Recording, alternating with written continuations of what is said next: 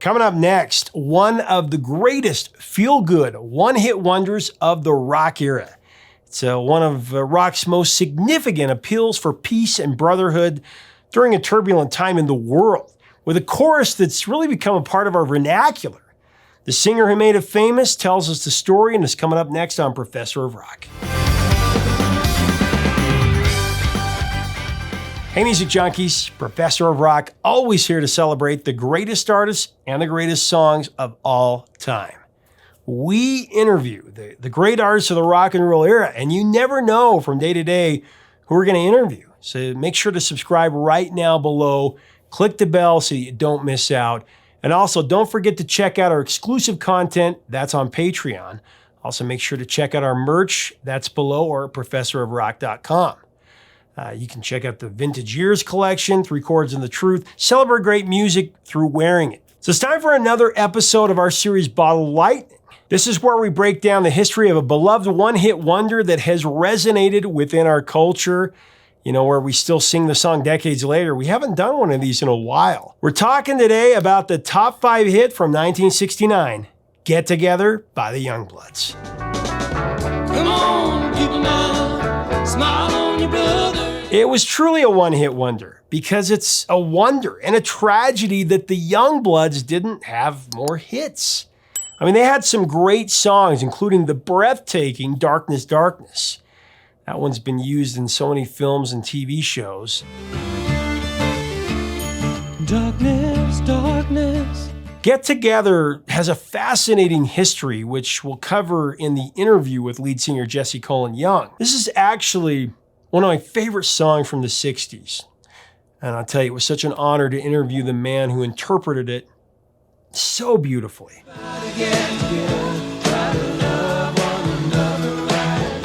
This is a special one for me, and I hope it will be for you too. As we go into this episode of Bottle Lightning, I do want to thank our sponsor, Zenni Eyewear.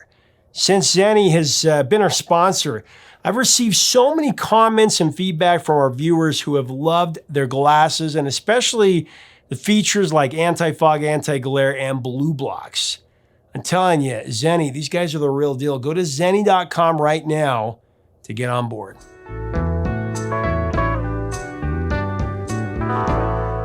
Let's talk about one of the most spiritual pop songs in music history. To me, it's a song that stands side by side with the other spiritual songs of that time. God Only Knows by the Beach Boys. God only knows what I'd be without you. Turn, Turn, Turn by the Byrds. There is a season, turn, turn, turn. And of course, Get Together by the Youngbloods.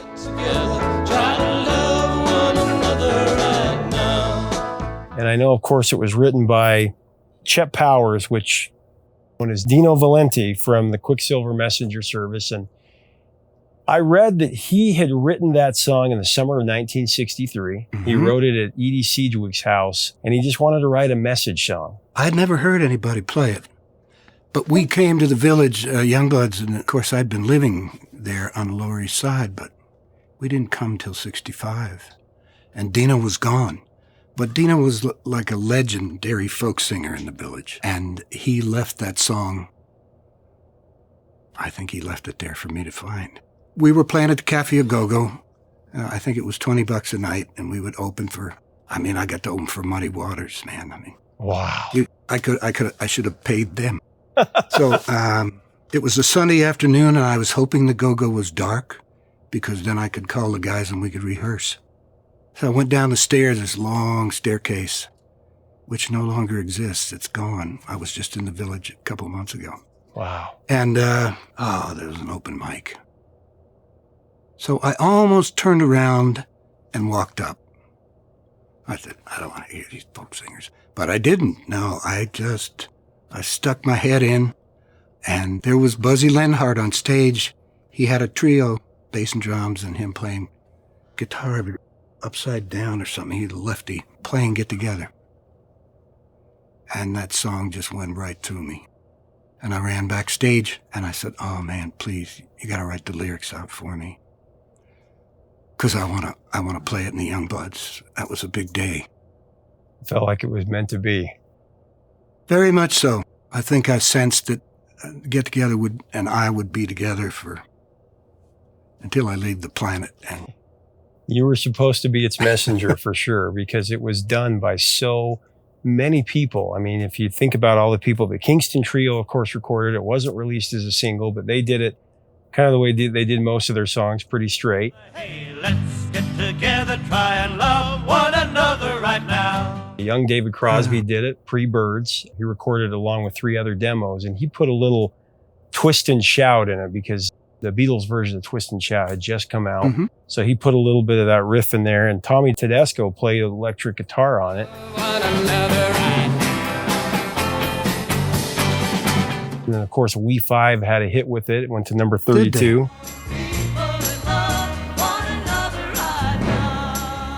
And then Jefferson Airplane.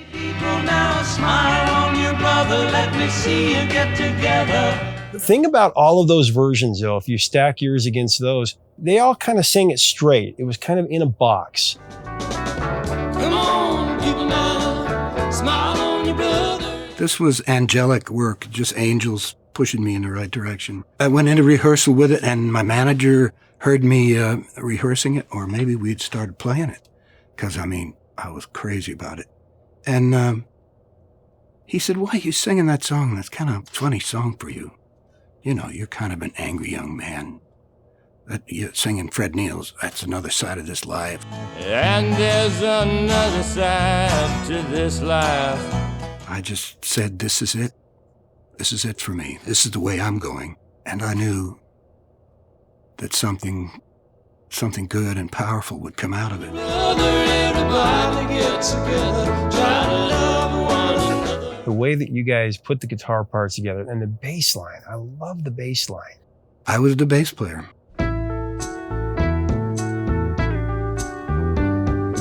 How did you kind of come up with that? I didn't come up with the guitar lines. That's Corbett, and that's both Corbett and Banana, and they're two styles of finger picking. Jerry's playing that lick on 12-string, and yeah, he came up with that.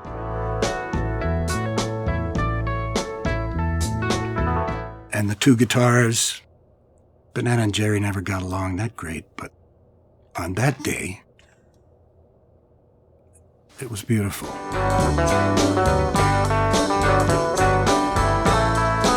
You know, it's funny, I met Dino years later in San Francisco. I met him at the motorcycle shop.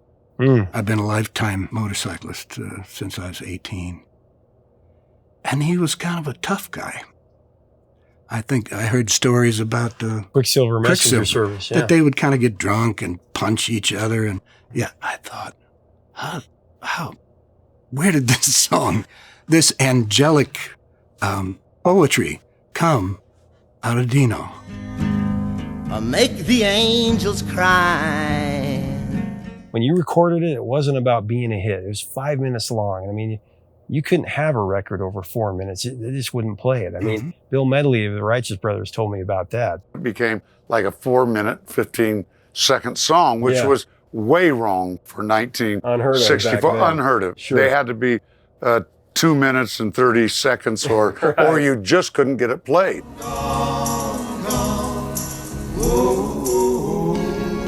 In 66, it went to number 62. It wasn't a hit. And then it came back 2 years later because this was a song that had to be noticed. Oh, make the angels cry. I mean, in 67, it was a smash in San Francisco, but that was and maybe in Seattle, but that was it. The rest of the country was not ready for it. But you know, it never would have come out again if it wasn't for the head of promotion at RCA. His name was Augie Bloom. In 69, he sensed that the country had was turning against the war and that it might be a time for get together. And he went to the president and said, I want to re-release this. And the president said, "We don't do that at RCA. It's had its." And he said, "Well, you're going to do it, or I'm going to leave the company."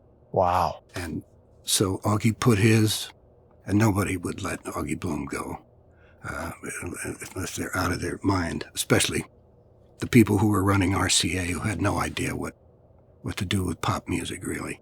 Yeah. So Yeah, he put his job on the line, and he was right. It was the time. Get together, try to love one another right now. I want to go through a few of the verses really quick and just ask you a few things. So, first verse, love is but a song to sing, fear is the way we die.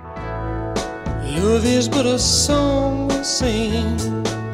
I love it because it comes back at the end, love and fear. And that's where we're living right now. I said at the beginning of this, we need this song more than ever.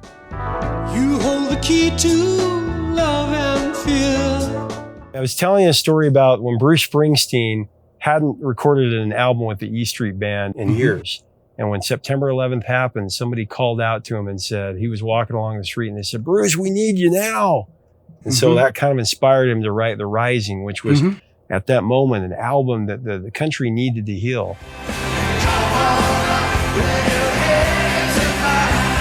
And that's what I feel like saying to you right now is, Jesse, we need your song. We need you. We need this song right now in this divisive time. I think that's what I'm doing. I mean, people say, "Whoa, how do you like the road?" Because I hadn't played for maybe 10 years. 10 years ago, I think I quit the road, and I thought I was done. Of course, I discovered I had Lyme disease, pretty bad, and had had it probably for a couple of decades. So then I finally found treatment and started to get better. And in 2016, my son was coming out of Berklee College of Music. And he was graduating. So I went, Connie and I, my wife, went to see his senior recital. And he put together a band. Jen, you met him. It was a keyboard player in that band. Just to play some fusion for his recital. And I sat there and listened to those young people. And I said, damn, how can they be that good? They're so young. And they have such power, the power of youth. And I guess I thought, I want them, I want to hear them play my music.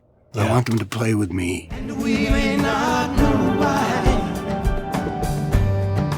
Well, second verse, some may come and some may go, we shall surely pass. When the one that left us here returns for us at last. Returns for us at last. We are but a moment's sunlight fading in the grass. Light fading in the grass. It's like dust in the wind. All we are is dust in the wind. All we are is dust in the wind. The guitar solos before the third verse. I just love that dueling guitar solo. There was magic.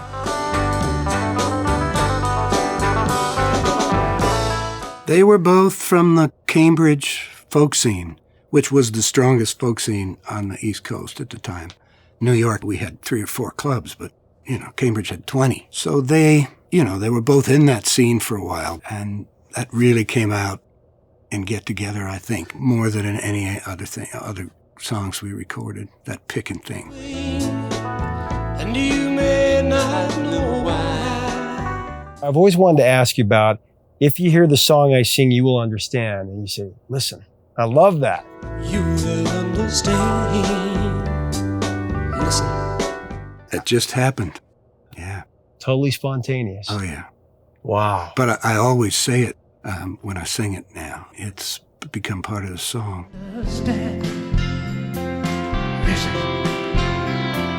It ends with, you hold the keys to love and fear. All in your trembling hand. Just one key unlocks them both. I mean, this is a very kind of Buddhist offering of spirituality to a lot of us. That was the offering of power. Like you have some individual power to make this choice. Don't let somebody make it for you. And that became almost the spiritual thrust of that whole generation. It's there at your command. My favorite part is to hear the people sing. Oh, yeah. And a couple of 3 months ago, we did this Greenwich Village thing in Central Park. And about 6,000 people. It was free. And they do that all summer in Central Park. So I came out and sang Get Together at the end After Darkness and Sunlight.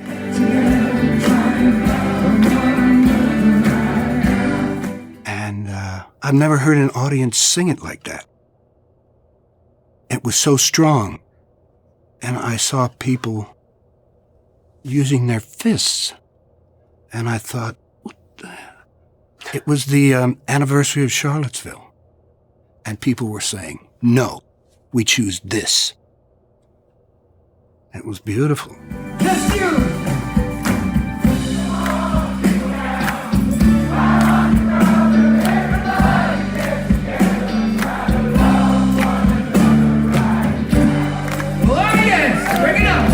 Well, the covers of it after your version, Joni Mitchell, when she sang with Crosby, Stills, and Nash. The Carpenters.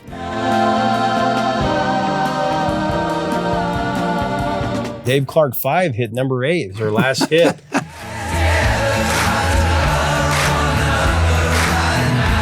And since then, Indigo Girls, Andy Williams. Beautiful. Indigo Girls. Beautiful. Yeah.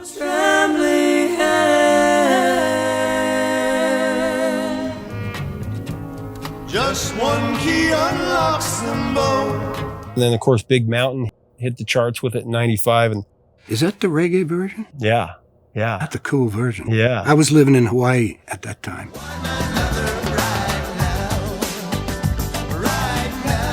If your song made it on this soundtrack, that was big because Forrest Gump was that perfect movie for the baby boom generation of the music that happened. And for my generation, Gen X, I mean, that's how a lot of my friends heard these songs from the 60s and the early 70s. Expand her mind and learn how to live in harmony. What did you think when you saw that? I loved it. I loved the movie. And then I started getting these, it was wonderful. We're living in Hawaii. I hadn't been playing much. And I start getting these letters from 10-year-olds saying, that's our class song. And I thought, wow, this is, Forrest Gump has given to a whole new generation this beautiful inspirational song. And kids get it. She made it all the way to California. When you played it at No Nukes, that was such an incredible performance. Jackson Browne, Bonnie Raitt. Stephen Stills was there. Oh, yeah, Stephen Stills.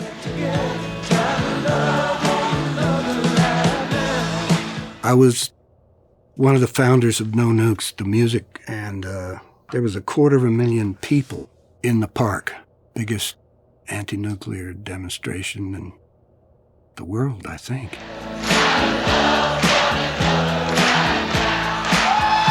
From that time forward, there wasn't a nuke built in this country, and that was important to me. What a thrill to have music be a pivot point for that, a huge amount of people coming together and feeling the same way, like, I don't want this for my kids. No, this is wrong. Let's stop.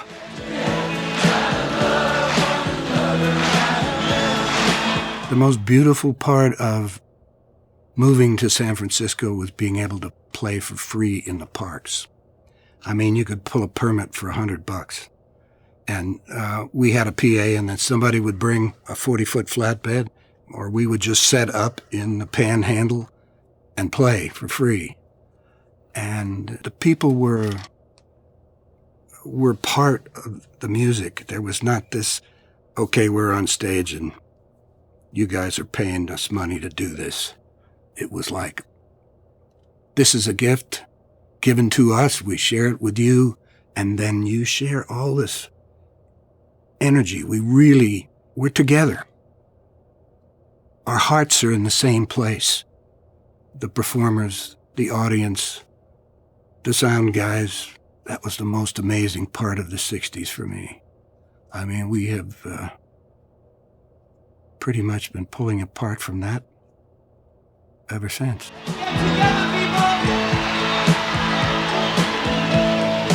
Everybody get together, try to love one another right now.